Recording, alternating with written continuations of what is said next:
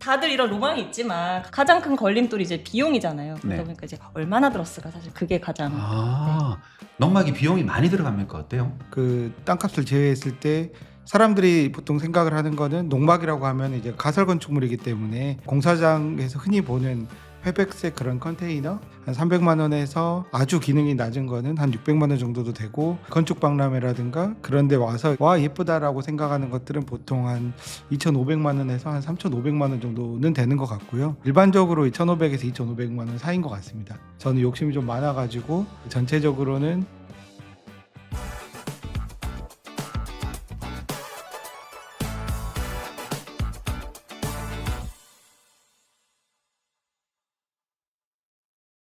안녕하세요. 남자에게 농업세계입니다.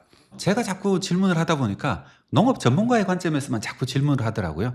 그러니까 일반인들이 보기에는 좀 재미가 없다 이렇게 느낄 수도 있겠다 싶어가지고 좀 농업에 대해서 좀 적당히 아시지만은 일반인 관점에 대해서는 저 탁월하게 알고 계시는 넥스트라는 사단법인에서 이제 홍보 담당하고 있는 수석이죠. 네. 소개 좀 부탁드리겠습니다. 네, 안녕하세요. 저는 사단법인 넥스트라고 하는 기후 에너지 싱크탱크에서 일하고 있는 윤지로라고 합니다. 네, 저 역시 유튜브 채널을 운영하고 있는데 제가 도와드릴 입장이 아닌데 여기에 앉게 돼서 매우 민망한 마음으로 앉아 있습니다. 기왕 시작하는 김에 사단법인 넥스트는 뭐고 하고 계신 유튜브 채널은 뭔지 한번 설명해 주시면. 네, 홍보에 기회를 주셔서 감사합니다. 네, 사단법인 넥스트는 기후 에너지 문제를 우리가 뭐 에너지 전환해야 된다 이런 얘기 많이 하잖아요. 그거를 정량적으로 연구를 해서 뭐 법안을 만들 때나 이럴 때 활용할 수 있도록 하는 그런 연구를 하는 곳이고요. 또 제가 운영하는 그 제로 에너지 바는 넥스에서 운영하는 채널인데 뭔가 기후나 이런 쪽 이야기가 좀 어려워요. 그래서 그거를 최대한 쉽게 이렇게 좀 이유식처럼 묽게 만들어서 제가 이제 제공하는 그런 채널입니다. 아, 굉장히 채널이 뜨겁다고 하던데 오늘은 농막에 대해서 한번 얘기해 볼까 합니다. 그런데 농막을 얘기해 주실 분이 법을 전공하신 변호사님이라고 합니다. 어떤 사연으로 농막을 짓게 됐고 어떻게 농막에서 생활하고 계신지 여러분들이 아마 많은 관심이 있을 것 같아가지고 한번 모셔봤습니다. 먼저 초대 손님부터 한번 소개해 드릴게요. 장한별 변호사님 소개 좀 부탁드립니다.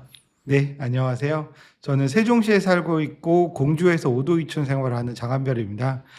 제가 2021년에 농막을 설치하고 지금 4년째 농사를 짓고 있는데요. 취미 농사로. 그 경험을 담아가지고 책을 한 권 썼는데 이 내용을 다른 분들께도 좀 소개하고 싶었는데 남재작 박사님께서 오늘 기회를 주셔가지고 이 자리에 나오게 됐습니다. 윤수님께서는 혹시라도 뭐가 농막에서 제일 궁금하셨어요? 저는 사실 저도 이 책을 봤거든요. 네. 계속 이제 발췌독을 하긴 했습니다만 얼마나 들었을까? 그게 가장 궁금했어요. 사실 다들 이런 로망이 있지만 로망이 있죠. 가장 큰 걸림돌이 이제 비용이잖아요. 그러다 네. 보니까 이제 얼마나 들었을까? 사실 그게 가장 농막이 비용이 많이 들어갑니까? 어때요? 다들 많이 물어보시는 건데요. 그러니까 제가 봤을 때는 금액 차이가 일단 땅값을 제외하고 말씀드려야 될 것 같습니다. 땅값은 지역마다 가격이 다 다르니까요. 그리고 그 땅값을 제외했을 때 사람들이 보통 생각을 하는 거는 농막이라고 하면 이제 가설 건축물이기 때문에 저희가 그냥 공사장에서 흔히 보는 회백색 그런 컨테이너 그런 가격을 생각하시면은 뭐 한 300만 원에서 아주 기능이 낮은 거는 한 600만 원 정도도 되고, 제가 봤을 때 그런데 이제 건축 박람회라든가 그런 데 와서 이제 사람들이 와 예쁘다라고 생각하는 것들은 보통 한 2,500만 원에서 한 3,500만 원 정도는 되는 것 같고요. 일반적으로 이제 시장에서 선택을 받는 거는 한 이제 1,500에서 2,500만 원 사이인 것 같습니다. 그래서 이제 일단은 제가 말씀드렸을 때 이제 농막 가격은 그 정도의 이제 범위에 있다는 걸 말씀드리고요. 그다음에 이제 토목공사를 보통 생각을 안 하시는데요. 왜냐면은 저희들이 주택을 구매하거나 신축 아파트에 들어가거나 할 때는 그런 기반 시설들이 다 갖춰져 있어서 건축 비용에 녹아 있는데, 농막은 그 부분을 자기가 다 해결해야 됩니다. 그런데 이제 그 부분이 일단은 땅을 평평하게 고르고 단단하게 만들고 집안을 거기에 이제 상하수도와 전기를 끌어오는 건데, 그 비용은 이제 환경에 따라 다 다르긴 한데요. 저는 이제 상수도, 하수도와 정화조, 그리고 이제 전기를 끌어오는데, 그리고 이제 원래 이제 밭이 아니라 논이었어 가지고 좀 흙을 진흙을 깎아내고 성토를 하다 보니까 그 비용이 한 1,500만 원 정도 들었습니다. 그런데 이제 아까 농막을 제가 일반적으로 한 2,500만 원 정도라고 말씀을 드렸는데, 저는 욕심이 좀 많아 가지고 4,300만 원짜리 농막을 구매를 했고요. 오. 네. 그래서 이제 그러다 보니까 이제 전체적으로는 금액이 이제 6천만 원 정도 되고 거기에 땅값이 들어간다고 보시면 되겠습니다. 아하. 대개 사람들이 논에다가 농막을 잘 설치 안 하잖아요. 안 합니다. 제가 산 땅도 지목상으로는 전이었는데요.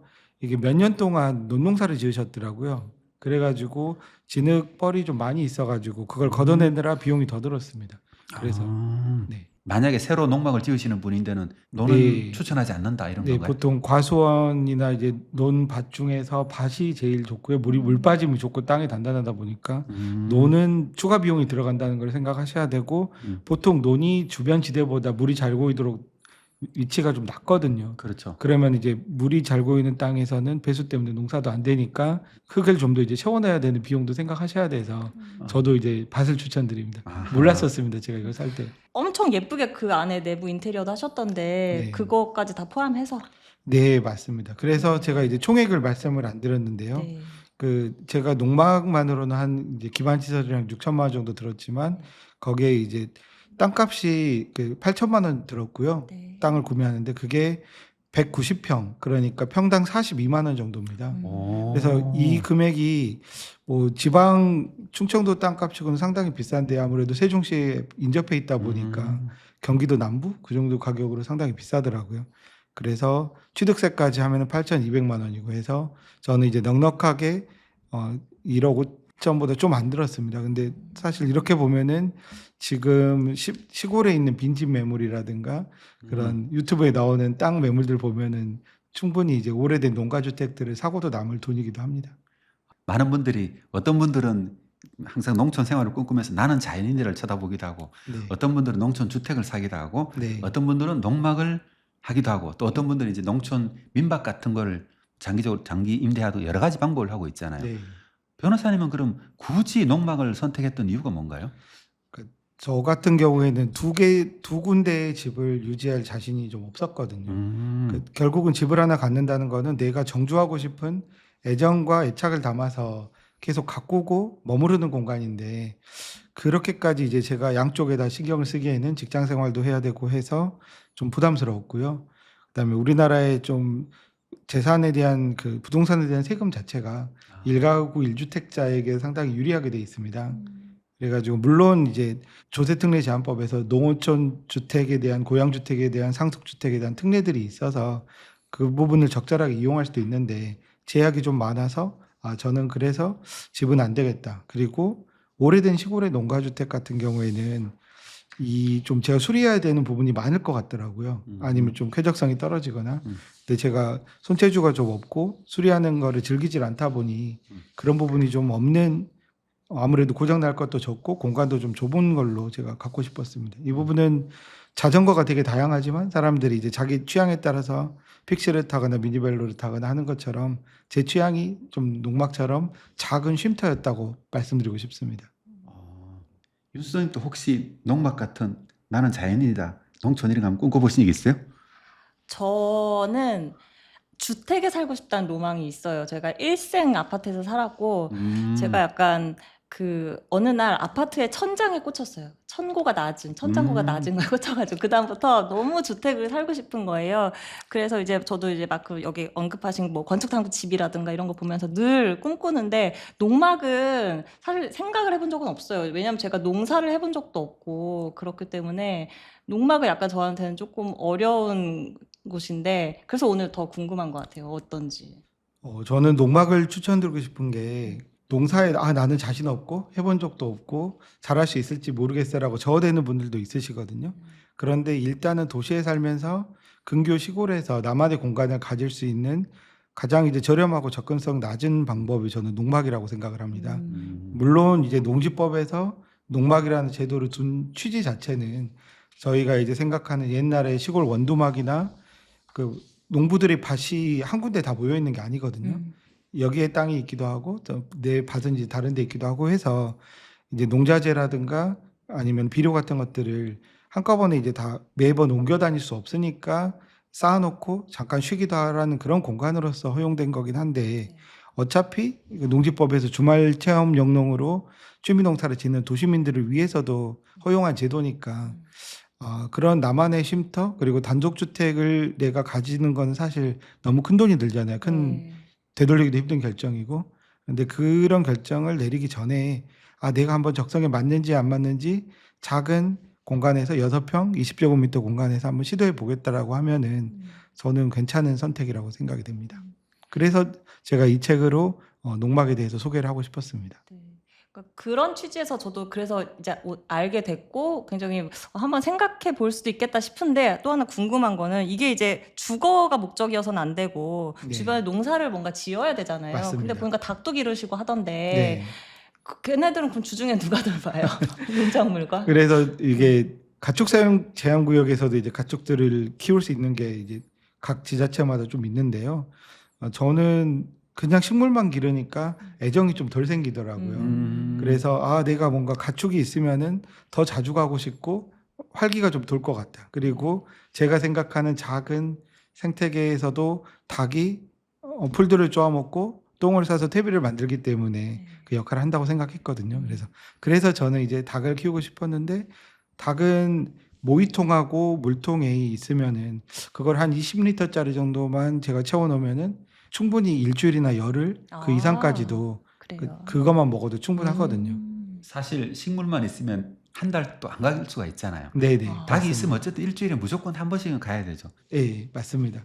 닭이 제가 이제 일주일에 한 번, 뭐 2주일에 한 번 가도 되는데 제가 이제 닭이 있으면 또 달걀을 수거해야 되니까 그것 때문에라도 정기적으로 이제 농막을 찾고 밭을 가게 된 이유가 됩니다. 이게 제가 닭들을 아예 방사해 놓으면은 요즘에는 뭐 들개도 있고 그 고양이도 있고 아니면 매 같은 천적도 있어가지고 아예 방사는 못 하는데 그래도 닭들이 그 닭장 안에서 넓게만 지어 놓으면은 충분히 돌아다니고 닭 모이도 이제 먹고 그 니플이라고 급수기에서 이제 꾹꾹 누르면 물이 좀씩 나오거든요. 그렇게 먹으면은 한 2주 정도까지 그러니까 가족끼리 뭐 해외여행을 좀 길게 다녀온다고 하더라도 닭을 키우는 데는 별 문제가 없습니다. 아, 네. 좀 예민한 질문 좀 한 개 하고 네. 넘어갔으면 좋겠는데요. 예를 들면은 농촌의 마을에 이제 도시에서 농막을 가지고 도시 사람들이 들어오는 거에 대해서 네. 농촌에 계신 분들은 곱지 않은 시선이 있기도 하잖아요. 맞습니다. 어땠어요, 그건요? 그래서 이제 제가 처음에 땅을 살 때도 그 동네들을 좀 많이 돌아다녔거든요. 그런 이야기를 귀촌을 하거나 아니면 오도이촌 생활하시는 선배님들이 많이 남기시더라고요. 그래서 저 같은 경우에는 이제 제가 관심 있는 땅이 있는 마을에 들어가서 그냥 인사도 드려보고 그 이장님하고 이야기도 해보고 그랬는데 그랬을 때 좀 더 이제 외지인한테 개방적인 마을이면 좋을 것 같고요. 저 같은 경우는 또 농막이 그 마을의 바로 어귀에 있습니다. 그래서 그런 부분이 더 신경이 쓰였는데 제가 땅을 사기 전에 좀 인사도 드리고 이야기를 나눠봤을 때 다행히 이미 저보다 더 먼저 농막 생활을 하시는 분들이 두 집이 있으셔가지고 아주 불편해하거나 뭐 안 익숙하신 분들은 아니었고요. 또 저도 그 농사를 지으면서 보통 이제 농막을 하면 처음에는 너무 새로운 경험이기 때문에 바베큐 파티도 많이 하고 지인들도 많이 초대해서 늦게까지 막 약간 시끄럽게 하고 그런 일들이 좀 있어서 갈등이 처음에 생기는 거거든요. 그런 부분을 좀 조심하면서 했더니 그렇게 뭐 오히려 더 젊은 사람이 와서 반갑다, 아하. 생동감이 돈다, 음. 좋게 봐주시고 계십니다. 참 이게 다행스러운 관점이에요. 네, 그런데 이게 경험들을 저도 찾아서 읽어보니까 다 그렇지는 않더라고요. 그러게요. 왜냐하면 시골에서는 특히 아주 일찍 일어나가지고 일을 하시고 그러는데 그러려면 일찍 주무셔야 되는데 가끔씩 이제 불 켜놓고 환하게 켜놓고 너무 늦게까지 사람들 불러가지고 하면 잠을 못 주무셔가지고 불쾌하신 생각도 많이 가시고 하시더라고요. 그런 부분은 좀 처음에 특히 조심하시는 게 좋은 것 같습니다. 저도 제일 부러운 게 뭐냐면은 저는 좀 직접 농막을 가지고 올 것 같지는 않고 농막을 가지신 분하고 친하게 지내고 싶은 생각이 조금 있거든요. 네, 가끔 주말에 가가지고 이제 삼겹살 한번 굽고 싶은 로망들은 있잖아요. 네, 그런 것도 한번 하셨을 거 아니에요, 친구들 초대해가지고. 네, 맞습니다. 아, 왜냐하면 이걸 해보니까 좋아서 관심이 있는 분들 아니면 이런 경험은 전혀 없지만 도시 아파트에서만 살다가 좀 색다른 그 경험을 해보고 싶은 지인들을 초대해가지고 뭐 같이 식물들이 어떻게 자라고 당근이 이렇게 생겼다 윗부분이 그런 것도 좀 알게 해주고 그런 게 즐거워하더라고요. 또 달걀도 직접 닭이 난 달걀을 본인이 꺼내보는 경험 같은 거 하고 그런 것들을 하면서도 이제 마을에 농촌 어르신들이 있으시니까 이 마을의 상황이 어떻다거나 예를 들어서 지금 제가 농막을 하는 마을 같은 경우에는 50대 이하분이 30가구 중에 2분밖에 안 계시거든요. 아, 네. 대체로 그런 농촌이 이야기를 다 그렇죠. 네, 네. 저도 근데 잘 몰랐습니다. 이렇게까지 아, 고령화돼 있으신지. 충청도는 그나마 덜 심해요. 네. 저 경북 경남으로 가면은 정말 심해요. 네. 뭔가 농막과 관련돼서 저도 프로 보면 이제 농막을 예쁘게 보여주려고 보면 네. 막 이렇게 주인이 아침에 일어나서 막 이렇게 하면서 커피 들고 이렇게 막 돌고 이런 이제 장면을 봤거든요. 근데 네. 생각해 보면 사실 우리나라 같은 날씨에 지금도 오늘 되게 저 옷 선정 잘못해가지고 오면서 엄청 더웠는데 그 여름철이나 겨울철에 너무 춥고 너무 덥지 않을까요? 일단 집이 아니니까 단열도 아무래도 좀 부실할 텐데. 맞습니다. 그 여름에 너무 덥고 겨울에 너무 추운 거는 어쩔 수가 없습니다. 6평이고 이게 가설 건축물이라서 바닥이 완전히 지면으로부터 뭔가 단열이 제대로 안 되거든요.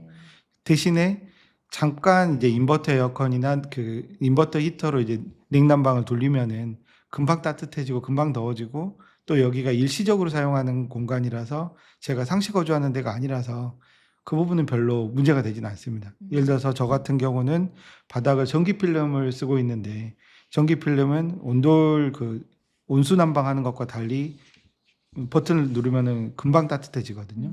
그리고 히터 같은 경우는 히터 바람으로 빠르게 좀 데워주기 때문에 오히려 잠깐씩 머무르기에는 어차피 전기요금도 크게 부담되지 않고 농막도 괜찮은 것 같습니다. 요즘 누구나가 다 5도 2촌이라는 걸 꿈꾸고 있잖아요.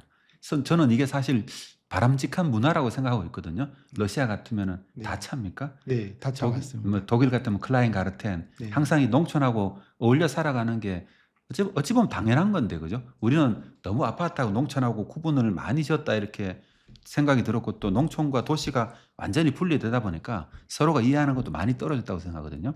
그러면서는 이런 문화가 좀 확산되면 좋겠다고 생각하는데 저는 여전히 아직까지 농민의 관점에서 이 세상을 많이 바라보다 보니까 저는 오늘 초대하면서도 농민들이 과연 이걸 받아들일 수 있을까?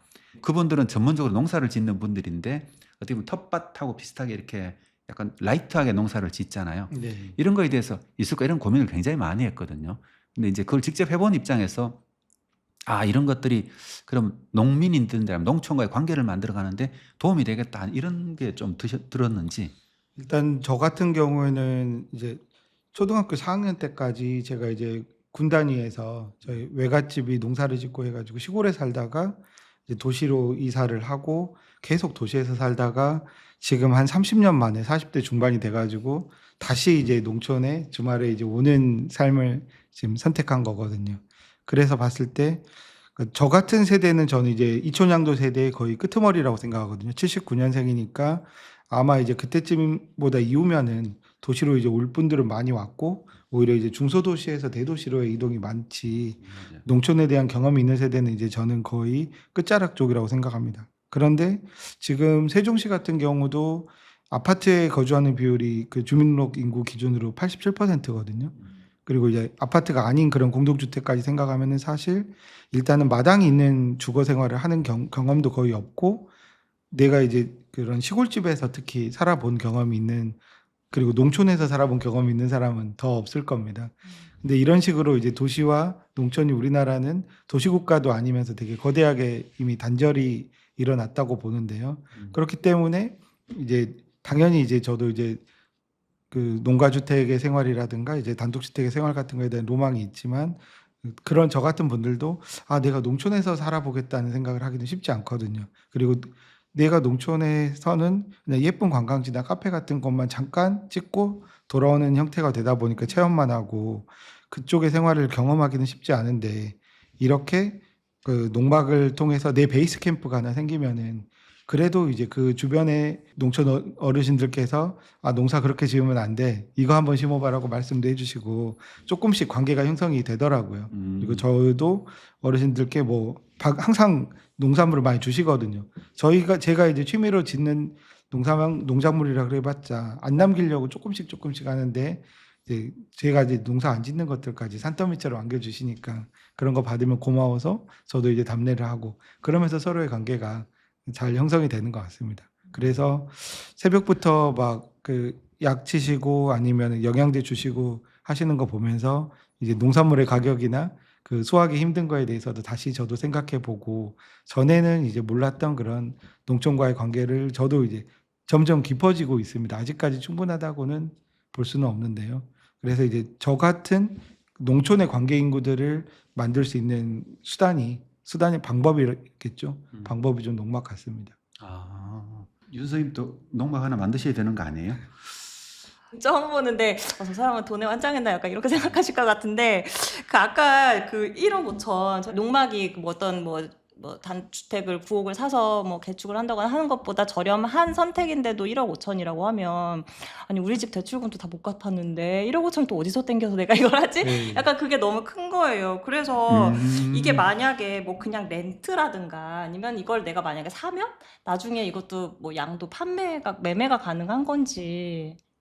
일단은 저도 그래서 처음에 1억 5천이라는 그 약간 선정적인 숫자를 말씀을 책에는 썼습니다. 근데 네. 말씀 안 드리려고 한 게 돈이 남아도나 1억 5천 정도면 저도 사실 지금 주택담보대출이 2억 넘게 있거든요. 근데 이제 그런 상황에서 이런 결정을 한 게 이게 1억 5천이면은 저희 세종시에서 생각해 봤을 때 20제곱미터짜리 그냥 오피스텔을 하나 사가지고 월세를 받아오면서 그 월세 수입을 올릴 수 있는 정도의 금액이거든요. 아. 근데 그거를 저는 이제 거기 투자를 했는데 8,200만 원은 땅값이기 때문에 그거는 그냥 제 자산을 가지고 있는 거라고 생각을 하고요. 그랬을 때 이제 나머지 금액인데 시골의 농가주택이 당연히 거의 땅값 정도만 있고 집에 대한 가격은 거의 없으니까 사실 어떻게 보면은 똑같은 돈이면은 시골 집을 이제 가지는 게 낫다고 생각할 수 있지만 저는 시골 집의 이제 관리 상태라든가 잠깐 머무를 때 쾌적성 때문에 이거는 내가 오히려 더 부담스럽고 내가 있는 공간에서는 만족스러워야 되는데 그런 예전에 수십 년 전에 기술로 지은 주택들은 그런 공간은 아니다라는 생각이 들어서 돈을 쓰게 됐고요. 근데 사실 이 부분에서는 저는 상당히 농막에서는 돈을 많이 쓴 편입니다. 아까 말씀드린 대로 1,500에서 2,500만 원이 대부분의 소비자들이 농막을 구매하는 6평에 투자하는 금액이고 좀 더 많이 써봤자 거기서 1,000만 원 정도 더 쓰는 정도거든요. 그러니까 저처럼 많이 쓴 사람은 좀 이례적이라고 네. 말씀드리고 싶네요. 그러면 굳이 아까 평균보다 더 비싸게 농막을 구입하셨다고 했는데 뭐 어떤 인테리어에 대한 욕심 때문인가요? 뭐 이유가 있나요? 네, 저는 아파트와 좀 다른 공간을 꾸미고 싶었습니다. 아파트는 정말 편리하고, 그러니까 저도 이제 도시에서 살고 계속 일을 해야 되기 때문에 계속 살 거지만 채워주지 못하는 부분들이 있거든요. 지금 보통 일반적인 아파트의 층고가 2.3m나 2.4m고, 그다음에 다들 확장을 하시기 때문에 이제 야외를 느낄 수 있는 그런 개방된 공간이 없습니다. 그런데 이제 그러다 보니까 이제 저는 사람들이 계속 그런 걸 경험하기 위해서 카페를 찾거나 아니면 다른 공간들을 찾아 헤맨다고 생각을 하는데 그냥 내가 그런 공간을 하나 만들어 가지고 그런 공간을 누린다고 했을 때 사실 저는 많은 공간이 필요한 건 아니거든요. 6평이더라도 층고가 이제 한 4m 가까이 되고 그다음에 천장을 봤을 때 이제 편백나무가 옹이도 하나도 없이 그냥 있고 바닥에는 또 이제 원목 마르고 폴딩 도어를 열면은 그냥 바깥에 자연이 있고 닭들이 뛰어다니고 그다음에 예를 들어서 화장실 같은 경우에는 저는 이제 초록색 색깔의 타일을 쓰고 창문이 있는 화장실이거든요. 이제 이런 것들이 다 이제 좀 어떻게 보면 그냥 일률적으로 제공된 아파트에서는 제가 누리기가 힘든 공간들인데 그런 공간들을 내가 이제 경험하기 위해서는 그 인테리어에서 조금 더 돈을 쓰는 것도 괜찮다고 생각했습니다. 저는 농막에 대해서 막연한 생각을 가지고 있었는데 왜 많은 분들이 농막을 찾은지에 대해서 비로소 이해를 한 것 같습니다. 이게 농막이 이건 건축물이 아니라 그 제조물이거든요. 이동식 주택. 그러다 보니까 그 유튜브나 아니면 인터넷 찾아보시면은 여기는 완전 경쟁 시장입니다. 사람들이 지불할 수 있는 금액에 따라서 그런 6평의 이동식 주택 안에 인테리어를 얼마든지 취향에 따라서 다 높여갈 수 있거든요. 그렇기 때문에 내가 아파트에서는 너무 면적이 넓고 돈이 많이 들어서 못하는 것들도 요즘에 그냥 방 꾸미기들 많이 하시잖아요. 젊은 청년들도. 그러니까 내가 돈이 없어도 내 방은 한 칸은 내 취향대로 꾸미고 싶다는 그런 것처럼 농막도 그런 식으로 자기 취향에 따라서 이제 잘 꾸미고 싶은 욕구들이 있기 때문에 그래서 이제 저는 좀 돈을 많이 쓰게 됐는데요. 그게 자기 공간에 대한 취향을 좀 알아가는 데도 저는 좋은 것 같습니다. 그러니까 이례적으로 아마 정성이 많이 들어갔고 네. 거기에 대해서 좀 관심이 컸다 이렇게 볼 수 있잖아요. 네. 농막을 만드실 때 보니까 책에 보면은 자세하게 그 조사를 많이 하셨고 하셨더라고요. 네. 인테리어 만들 때부터 해가지고 어떤 거는 실수를 한 것에 대해서 좀 충고도 많이 담겨져 있고 이래가지고 저 책을 읽으면서 저도 농막으로 갈까 하다가 너무 어려워. 네. 아직은 아니야 이런 생각도 했었는데 농막을 만들 때 그러면 가장 신경을 썼던 게 뭡니까? 예를 들어 집을 구성을 하실 때 어떤 것들이 이제 그러면은 자기 취향들이 있잖아요. 그 취향을 농막에 잘 녹여냈다는 생각이 들더라고요. 일단은 결국 자기가 어떤 공간을 갖고 싶은지 지금 말씀드린 것처럼 적은 금액이 들어가는 게 아니잖아요. 그리고 물론 팔 수는 있습니다. 근데 농지 거래를 하면 되긴 하지만 거기에 딸려 있는 그 이동식 주택 가설 건축물을 누가 다시 이제 당연히 떠가지고 사가느냐 그것도 당근 보시면은 시골에서는 농막 거래하는 매물들도 많이 있거든요. 아, 제 그래요? 생각보다 당근에? 당근에 나와요. 팔기가 쉽지 않습니다. 네. 아, 그래서 결국은 자기 취향을 잘 알고 내가 어느 정도까지 쓸 수 있느냐를 알아야 되는데요. 우선은 저는 이제 농막보다 먼저 더 중요한 게 땅을 잘 사는 거거든요. 왜냐하면 저희들이 일반적으로 아주 부자가 돼가지고 나는 이제 주택도 있고 상가도 있고 땅이나 좀 투자해 보겠어라고 하는 정도가 아니면은 땅은 그냥 상속을 받거나 하는 것이지 자기가 직접 소액으로 이제 구매하는 경우는 잘 없거든요. 저도 이제 땅을 사본 적이 없는데 그런 상황에서 이제 땅을 살 때 내가 농사를 지을 때 어떤 땅을 사면 좋은지 사실 알기가 어려웠습니다. 그래서 저는 지금도 이제 보면은 주변보다 좀 지대가 낮은 땅이거든요. 그런 것 때문에 아까 이제 객토를 하면서 추가적으로 성토를 하면서 올라간 비용도 있긴 하지만 그래도 이제 주변보다 낮다 보니 비가 좀 많이 오면은 물이 좀 고이고 더 늦게 빠지고 그런 부분들이 있거든요. 근데 시골 농지 중에서는 그 도로법상 도로에 접해 있지 않은 건축을 할 수 없는 그런 맹지들이 많이 있습니다.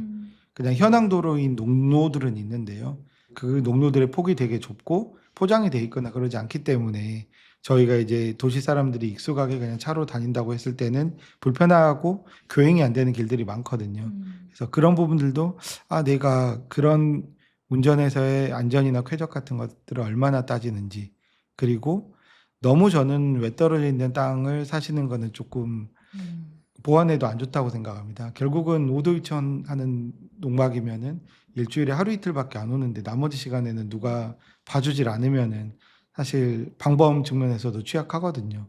그런데 이제 저 같은 경우는 이제 마을 어귀에 있어가지고 그 농가 두 집하고 바로 붙어 있기 때문에 그분들께서 이제 제가 없더라도 누가 오면 봐주시기 때문에 그런 안심이 되는 것도 있더라고요.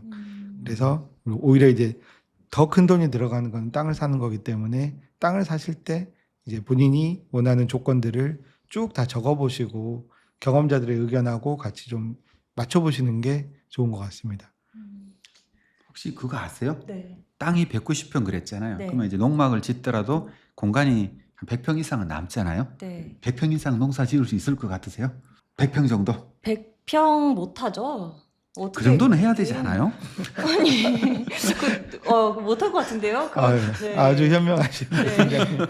보통 보면은 뭐 한 3평이나 4평 이상이면 다 뭐 대농사라고 하거나 아니면 10평만 넘어도 못한다. 대농이죠. 10평만 네. 넘으면 농 많이 하시는데요. 저도 직접 해보니까 처음에는 지금 그 텃밭을 7평으로 꾸몄고 네. 좀 더 이제 욕심이 생겨가지고 상자틀밭을 3평 더 넓혔거든요. 네. 근데 10평이 됐는데 그냥 괭이나 호미, 삽 이것만 가지고 하니까 너무 많이 넓힌 게 아닌가 싶더라고요. 그래도 그 농촌에 가서 이제 농막을 하시면서 농사를 짓겠다고 하신 분이 10평이 힘들다는 건 너무하신 거 아닙니까? 근데 막상 해보시면은 제가 아마 지금 비닐 멀칭을 안 해서 그럴 수도 있습니다. 잡초가 너무 많이 나요. 잡초는 못 이기죠. 네. 그래서 나머지 공간은 저는 이제 유실수로 심어놨거든요. 그래서 네. 한 30그루 정도의 유실수가 있는데 제일 많이 심은 거는 블루베리고요. 그 다음에는 이제 복분자 심어가지고 병해충이 좀 없고 그래서 이제 따로 농약을 안 치더라도 열매가 잘 열리는 살구 같은 거 추천드립니다. 저는 이런 궁금증이 들었거든요. 한 10평 하고 몇 가지 농사를 짓잖아요. 블루베리하고 닭도 있고. 네. 어떻게 보면은 그럴싸한 이제 농사꾼처럼 보이잖아요. 네. 농민 같은 생각이 좀 드시나요? 그거 하실 때? 아닙니다. 저는 그래서 차마 이제 왜냐면 제 옆에서 300평, 400평의 밭에서 그냥 따로 이건 농사도 아니여라고 말씀하시면서 농사 300평, 짓는 400평. 네, 어르신들 그냥 그쪽 한 반만 바로 붙어 있는 반만 네, 네. 그 정도씩 면적이거든요. 네. 그걸 보니까 이건 감히 농사라고 할 수 없고 그래서 이제 법에서 명칭을 잘 지었다고 생각하는 게 주말 체험 영농입니다. 아하. 저같이 농사 짓는 사람들은 주말 체험 영농인이거든요. 농업인과 구분되죠. 그래서 사실 저는 아예 그러한 지금 농촌에서 농사를 어떤 방식으로 짓는지 그리고 나는 그 부분을 이제 하려면 저희가 최소한 관리기라든가 아니면은 그 철마다 이제 대여해야 되는 농기계들이 있어야 되기 때문에 불가능하다고 보고요. 다만 농촌에서 예전에 우리 조상님들이 어떻게 농사를 지었고 우리 선조들이 먹고 살았구나 이런 것들을 경험해보는 약간 어른이들의 놀이터라고 저는 생각을 합니다. 농촌 생활에 관심 있는. 그 정도 규모 할 때도 그럼 뭐 농약, 비료 이런 거 줄 건 다 줘야 되나요? 저는 안 주고 있습니다. 왜냐면은 시골의 농약사에서 파는 그런 농약이라든가 비료 같은 것들 단위가 일단은 한 포대라서 농약 같은 경우도 20리터 막 이렇게 나오는데 몇 그루 주려고 그런 거를 줄 수가 없거든요. 그래서 비료 같은 것도 뭐 한 포대 사도 저는 한참 쓰고 있는데 그래서 그냥 어차피 저는 게으른 농부기 때문에 주말 농부기 때문에 스스로 그냥 그런 부담까지는 지지 말자. 저는 잡초랑 싸우는 것도 버겁더라고요. 근데 이제 변호사시잖아요. 법적인 네. 거 다 물어봐야 되는데 이제 책에도 이제 언급하셨지만은 농지법 관련돼 가지고 약간 불만스러운 것도 많이 있으실 거 아니에요. 네. 또 최근에 농지법 개정 움직임도 좀 있었는데 좌절되기도 했었고 네. 이거에 대해서 좀 한번 몇 가지 의견 좀. 네. 그래서 저도 이 농막의 체험에 대해서 원래는 제 개인 기록으로 남기려고 했었습니다.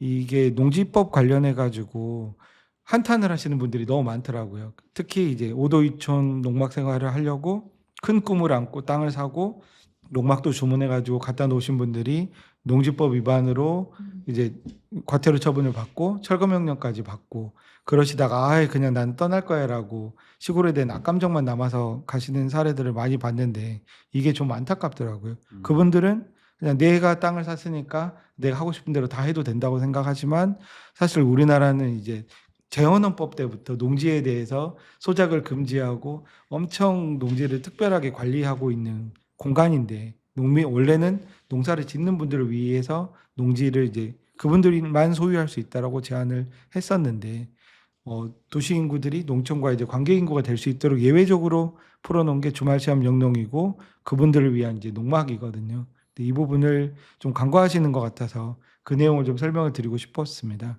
그래서 이제 제 책에서도 감사원에서 한 2020년인가 2021년쯤에 농막에 대한 실태 조사를 했을 때 그 불법 농막이 한 50% 정도로 나왔거든요. 그 불법 농막이라는 거는 20제곱미터를 넘는 더 큰 7평, 8평으로 이제 지은 농막이라든가 아니면 지금 건축법을 위반해 가지고 농막에 차양 같은 게 있으면은 편하거든요. 해를 가려주고 비도 가려지니까. 그런데 이제 건축 면적에 안 들어가는 게 이제 1m까지인데 그거보다 훨씬 더 길게 뽑거나 농지는 이제 농사를 지으라고 있는 땅인데 그 농막이 기울어지거나 이제 기초를 좀 다지는 그 말이죠. 기초를 다진 부분 외에까지 무슨 정원처럼 네네. 마당을 깔거나 잔디를 깔거나 아니면 데크를 길게 깔아가지고 사실상 이제 뭐 세컨하우스처럼 쓰시는 분들은 당연히 이제 농지법 위반입니다. 근데 이제 그런 부분 때문에 이제 내 마음대로 할 수 있는 거 겨우 이것도 못하게 하느냐라는 불만들이 많았는데요. 그래서 이제 그런 부분을 일단은 농지법에서 예외적으로 허용된 부분이기 때문에 지키셔야 된다. 그리고 이게 3년마다 농막은 가설건축물이라 갱신을 하거든요. 그럴 때는 담당 공무원이 와서 현장에서 위법 사항이 없는지 확인을 하십니다. 그렇기 때문에 어차피 내가 허가를 받았으니까 다시 이제 고쳐도 되라고 약간 얕은 수를 쓰시면은 결국은 본인이 다 다시 철거하고 원상 복구를 하셔야 되고요. 또 요즘에는 드론으로 항공 사진을 찍어가지고 농사를 안 짓고 막 하는 그런 농지들에 대해서는 지적 개선 명령 같은 부분들이 나오기 때문에 내가 그냥 농사를 짓는다고 해놓고 안 짓고 그냥 약간 주말에 쉼터나 자기 개인 캠핑장처럼 쓰시고 싶은 분들도 있으신 것 같던데 그렇게 해도 결국은 이제 그 농사를 지으라는 그런 지적이 나오고요. 그런 부분들을 당연히 이제 처음에 하실 때부터 감수를 하시고 내가 텃밭 농사 매주 가서 물 주고 일주일에 한 번씩 물 줘도 말라붙을 때도 있을 정도로 기후의 영향이 있거든요. 그게 부담스러우시면은 나무를 심으면 됩니다. 유실수를. 그래서 뭐 호두나무나 대추나무 이런 거 같은 경우에는 제가 보기에는 크게 힘들지도 않고 이것 그 과실수를 심는 거기 때문에 그 농사 경작행위거든요. 다년생 식물을 심는 거라 경작하는 거라서 저는 이제 그렇게 하시면은 된다고 좀 말씀드리고 싶습니다. 짧게 이제 몇 가지만 이제 농막과 관련된 팁만 몇 가지 좀 요청드리고 마쳐야 될 것 같은데요. 네. 5도 2000 생활을 시작하기 전에 반드시 체크해야 되는 게 뭘까요? 제일 중요한 게 배우자의 동의 같습니다. 가족의 동의. 왜냐하면 본인은 하고 싶으신데 사실 이게 적은 돈이 들어가는 것도 아니고 내 여가 시간의 상당 부분을 이제 그 일에 쓰겠다는 결정인 거잖아요. 네. 그런데 특히 이제 대부분 도시에 사시는데 우리나라 90%가 도시를 떠나서 내가 시골에서 농사를 취미로 짓겠다라고 하면은 당장 아마 찬성하는 가족들은 많지 않을 겁니다. 그래서 이제 저는 어느 정도 이제 동의를 이끌어내려면은 평소에도 좀 농촌에 대해서 찾아가 보고 그 체험하는 기회를 좀 많이 가져가지고 같이 사는 가족들이 이런 경제적인 그리고 이제 시간을 쓰는 결정에 대해서 동의를 해줄 수 있도록 하는 게 제일 중요한 것 같고요. 일방적으로 하신 분들은 주변에서 보면은 오래 결국 못 하시더라고요. 그것도 책에도 많이 쓰셨는데 농막 생활할 때 필수품으로 뭐가 필요하십니까? 일단 아까 윤 팀장님께서도 말씀해 주신 것처럼 우리나라 기후에 여름에는 농막 실내가 너무 덥고 겨울에는 또 너무 춥습니다. 그래서 냉난방기가 필수인데요. 바닥 난방은 아까 전기 필름을 제가 이제 추천드렸고요. 그다음에 에어컨 같은 경우는 인버터 에어컨 중에서 난방도 되는 냉난방기 에어컨이 있습니다. 그래서 그거를 꼭 다시고 6평이긴 하지만 그 냉난방 능력 자체는 뭐 9평형 이런 식으로 구매를 하시면은 내가 그냥 가서 얼마 안 돼서 바로 시원하게 이용하실 수가 있습니다. 결론적으로 5도 2000 생활 추천하시나요? 아까 말씀드린 것처럼 1억 5천만 원을 쓰는 게 사실 쉬운 거는 저도 아니었고요. 네. 지금 저는 만족하기 때문에 주변에 추천하고 싶어서 책을 쓰게 됐는데 본인이 그 생각하시는 여러 가지 저는 라이프 스타일이 있다고 생각해요. 내가 도시에 살지만 자연을 느끼고 싶은 게 등산도 있고 캠핑도 있고 그다음에 차박도 있는데 그런 것들보다 나는 한 공간을 오래 가꾸는 거를 더 중요하게 생각하고 나만의 공간을 갖고 싶다. 그런데 내 주된 거주지를 그쪽으로 옮길 정도까지는 아니다. 라시는 분들께 내가 이제 다른데 그냥 별장을 만드는 것보다는 더 저렴하게 도전하실 수 있는 게 5도 2000 농막이라고 생각을 해서 저랑 이제 비슷한 니즈가 있으신 분들께 추천을 드립니다. 유수장님 또 네. 궁금하신 게 없어요? 농막을 꼭 내가 지어야 돼요? 임대는 안 되나요? 지금으로서는 그런 식으로 임대를 할 수는 없고요. 네. 다른 사람한테 약간 불법적으로 뭔가 공유 숙박 같은 걸 하시는 분들도 암암리에 있는 것 같은데 그 부분도 이제 다 그 농어촌 민박법 위반이긴 합니다. 농막에서 그 농 작업 중에 일시 이제 휴식은 되고 농 작업을 위한 숙박은 되거든요. 그래서 이제 혹시나 지인이 온다 그러면은 이제 곧 하지 감자가 나올 텐데 하지 감자 얼마나 좀 캐놓고 대신에 이제 일하고 나서 좀 자고 가라는 정도는 괜찮지 않을까라고 생각을 하네요. 네, 농막을 하시면서 이제 주말 농사를 하고 계시잖아요. 네. 추후에 귀농하실 생각도 있으신가요? 저는 귀농을 못 하겠다는 생각을 그 농막 생활 해보고 알았습니다. 역설적이군요. 네. 아니 근데 저는 이 부분을 알아야 된다고 생각하는 게 농사에 대해서 직접 이제 지어보거나 가까이서 가족 중에 누가 농사를 짓지 않으면은 되게 낭만적으로 생각하시는 분들 있거든요. 그 유기농 채소라든가 그런 분들이 당연히 이제 막 잘 자라고 예쁠 것이라고 생각하는데 직접 농사를 지어보면은 벌레가 다 먹고 저는 배추벌레 잡느라 지금도 바쁘거든요. 네, 그래서 진짜 자연과의 어떻게 보면 사투이고 왜 농약을 쓸 수밖에 없고 왜 비닐 멀칭을 쓰면서 기계를 많이 써야 되는지 뇌가 힘들고 잡초를 뽑는 게 힘들기 때문에 그래서 농촌에서는 이렇게까지 어떻게 보면은 산업화가 어느 정도 이제 돼 있는데 고령자들도 그 기계들을 이용해서 농사를 짓는데도 농촌에서 이제 나오는 그 생산력과 소비자들이 이제 원하는 그 거기에 대한 가격이 지금 어느 정도 계속 갈등이 있는 거잖아요, 우리나라는. 그래서 참 농업은 대한민국에서 어렵고 그 어려운 현실에 대해서 저는 만약에 농막을 하고 농촌의 관계 인구들이 좀 더 많아지면은 좀 더 이제 농촌의 사정을 이해하고 같이 고민을 좀 하는 사람들이 늘 거라 생각을 합니다. 근데 지금 제가 좀 걱정되는 부분은 점점 농촌 생활을 경험한 세대가 줄어들고 젊은 세대는 모르다 보니까 이러다가는 그냥 우리나라가 농업을 꼭 해야 돼. 그냥 다 수입 농산물로 저렴하게 먹고 농업에 들어가는 그런 보조금이라든가 지원 정책들은 다 없애는 게 맞지 않냐라는 여론이 지금의 인구 구조상 그 거주 형태상 있을 수도 있을 것 같아서요. 그런 부분이 좀 우려가 됩니다. 말씀 들어보니까 농막이 어떻게 보면은 변호사님이 농촌과의 관계라든가 아니면 농촌에 대한 농업에 대한 인식을 바꾸는 데도 약간 좀 기여를 했다 이런 느낌도 좀 드네요. 네, 맞습니다. 어떻게 보면 저는 그러니까 20대 때 제가 맨 처음 해외여행 가본 곳이 몽골이거든요. 왜냐면은 우리 인류의 역사의 대부분의 사람들은 정착민으로 살았는데 정착민이 아닌 사람들이 어떻게 살고 있는지를 보고 싶더라고요. 그런데 지금 저는 이제 우리나라의 농어촌이 그렇게 됐다고 생각을 합니다. 대부분 90%가 도시에 살기 때문에 도시가 아닌 곳에서의 삶과 일의 모습들이 어떻게 이루어지는지를 너무 경험을 좀 못하는데 저는 물론 어릴 적에 잠깐 경험했지만 40대 중반에 다시 이제 오도이촌 생활을 하면서 이제 제가 잊었던 그런 농촌 그런 세계들을 다시 경험하고 결국은 제 인생의 경험의 폭이 넓어지는 것 같습니다. 네. 농막이라는 거에 대해서는 아마 여러 가지 시선으로 바라볼 수 있을 것 같습니다. 하지만 제가 생각하기에는 농촌과의 관계를 만들어 나가는데 좋은 하나의 매개체가 되지 않을까 이런 생각을 하고 있거든요. 그래서 점점 더 농막이 좀 많이 늘어나가지고 도시와 농촌 간의 교류가 점점 더 많아지면 어떨까 이런 생각도 들었습니다. 오늘 함께 해주신 윤지루 수석님 너무 감사드리고요. 또 바쁘신 와중에 또 이렇게 빨간 넥타이까지 메고 이렇게 먼 길 와주신 장한별 변호사님 너무 고맙습니다. 오늘은 여기서 마치겠습니다. 네, 고맙습니다.